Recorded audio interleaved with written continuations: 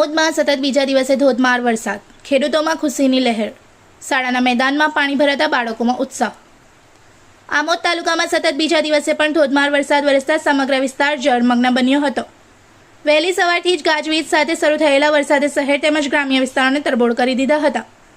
લાંબા સમયથી સારા વરસાદની રાહ જોઈ રહેલા ખેડૂતો માટે આ વરસાદ આશીર્વાદરૂપ સાબિત થયો છે, જેના કારણે ખેડૂતોમાં ખુશીની લાગણી જોવા મળી રહી છે। આમોદની ચામડિયા હાઈસ્કૂલના ગ્રાઉન્ડમાં વરસાદી પાણી ભરાઈ જતા વિદ્યાર્થીઓમાં આનંદનો માહોલ સર્જાયો હતો। નાના બાળકો વરસાદી વાતાવરણનો આનંદ માણતા અને ખુશીથી ઝૂમી ઉઠતા જોવા મળ્યા હતા।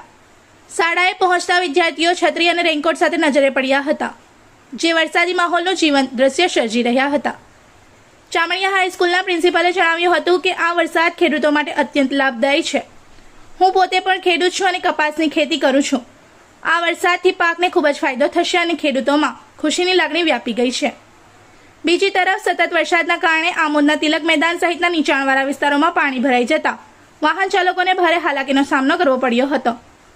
કેટલીક જગ્યાએ ટ્રાફિક જામના દ્રશ્યો પણ સર્જાયા હતા, જેના કારણે લોકોને અવરજવર કરવામાં મુશ્કેલીઓનો સામનો કરવો પડ્યો હતો। આજના આ વરસાદે ખેડૂતોના ચહેરા પર ખુશી લાવી છે અને શહેરના કેટલાક વિસ્તારોમાં પાણી ભરાવાના બનાવો પણ બન્યા છે। इस वीडियो को लाइक करें, हमारे चैनल को सब्सक्राइब कर बेल आइकन जरूर प्रेस करें हमारी न्यू वीडियो सबसे पहले देखने के लिए।